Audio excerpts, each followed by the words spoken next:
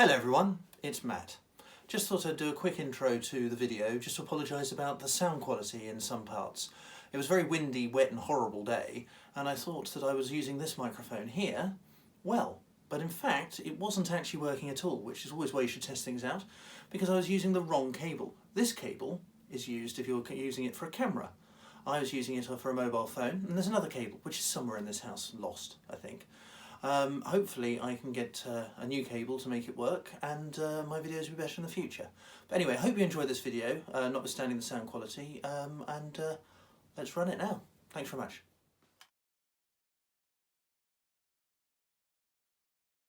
Morning everyone. I'm out for a walk. I'm going to take the Greensand way from Red Hill and Reigate down to Bletchingley with a bit of luck. The weather is really quite grim. I'm just here at Ellswood Lakes at the moment, and let's see what we can find.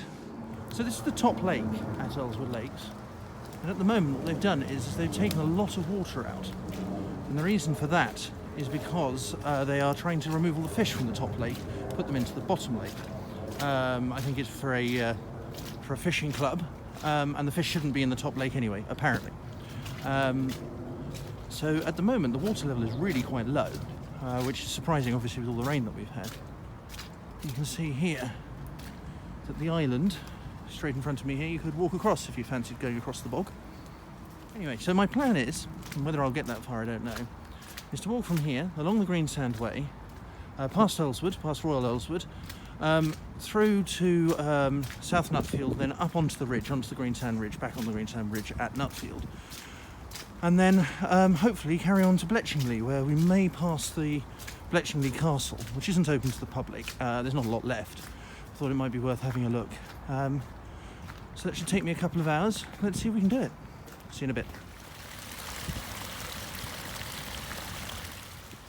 Now, Ellswood Common used to be, until very recently, a golf course, and there are still many signs of the golf course. It closed, I think, in about March or April this year, perhaps maybe a little bit later.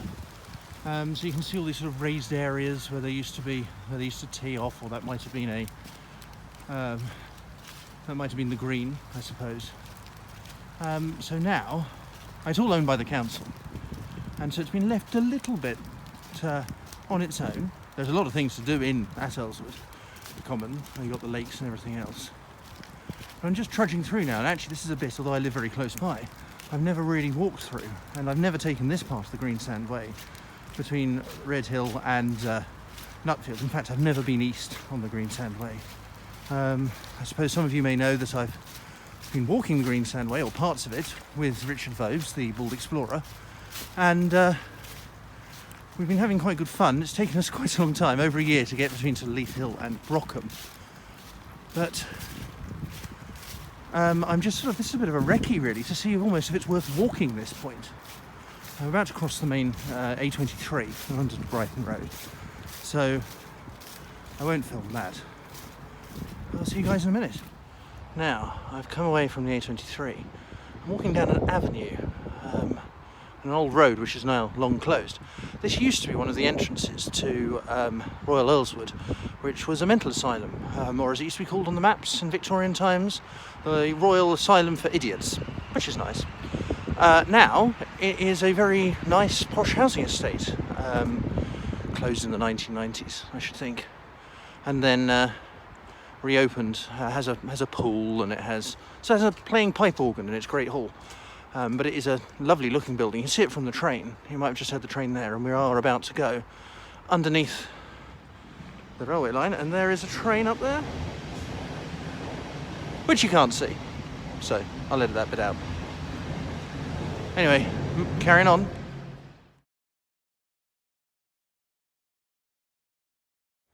Now, the more astute of you will probably notice it's exceptionally boggy, and if you know your geography, you'll know that this is very clay and not sand.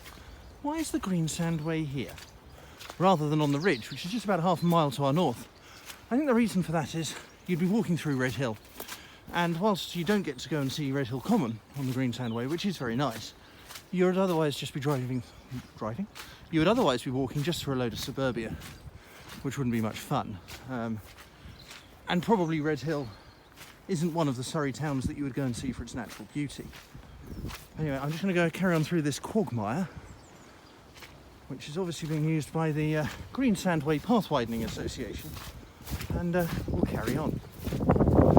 Okay, it's now raining pretty hard and it's very miserable, as you can see.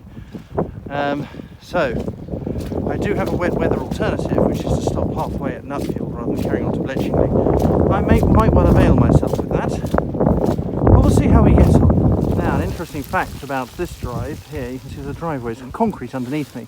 This was actually built by the Canadians in World War II, and is known as Canada Drive, which is why East Surrey Hospital is on Canada Drive.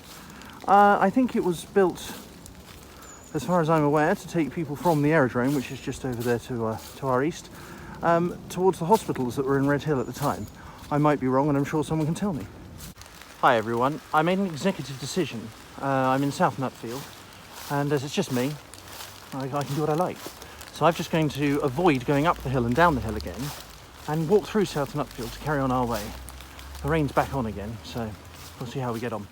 So I'm in South Nutfield now. South Nutfield is entirely a Victorian creation, Victorian church, all built up around the railway line, which still goes from Redhill to Tunbridge, but was to the south of the Greensand Ridge, where the old village of Nutfield is. So now two villages of Nutfield, one the old village and one the Victorian village. As you can see, there are some pretty decent sized Victorian Edwardian houses around.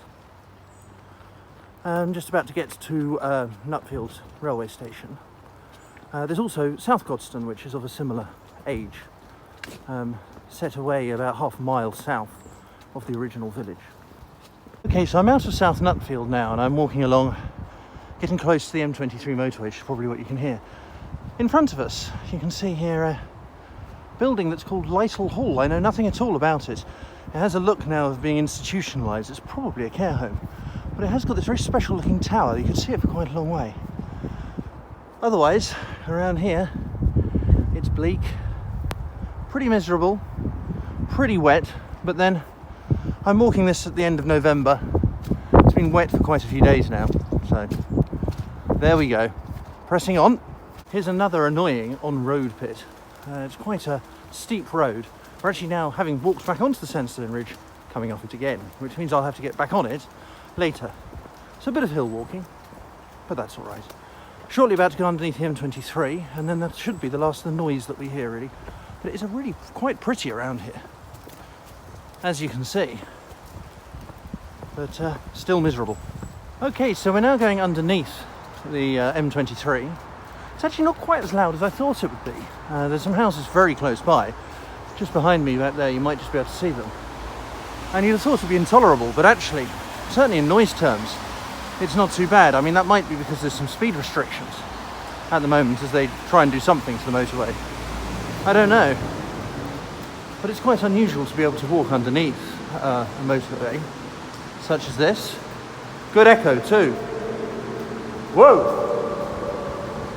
I don't know how much of that you can pick up. Whoa! Well, I think I'm on the home stretch now, on the way to Bletchingley. Nearly made it. I'm doing all right. Having to watch out for all the mud. For about the first time, I'm actually climbing up the Sandstone Ridge, so I'll actually be on the green sand. This part of the Greensand Way really is, would fall foul of the Trade Descriptions Act. But there we go. Anyway, I'm going to carry on up here, just see if we can get any glimpses of the castle and see what we can find. I'll just show you up here. If I was clever, right around. So there's a lovely little route up here. Holly absolutely laden with berries, as you can see. And up in here where I actually get dripped on instead. But we're moving away from the motorway, so that's no bad thing.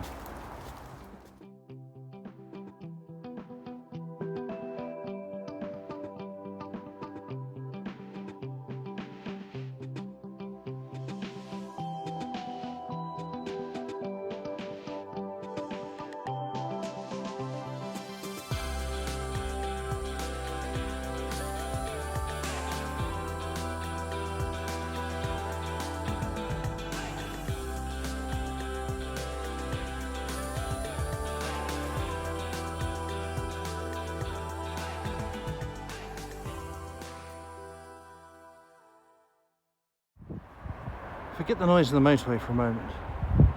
Forget the fact the weather is miserable and it's quite grey. But what a view. Just look at that. What a view.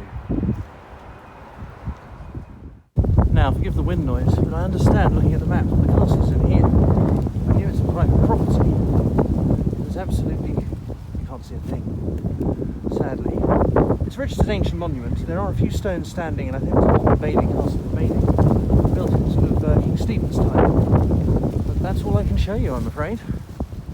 So I've made it into Bletchingley, all safe and sound, and relatively dry actually.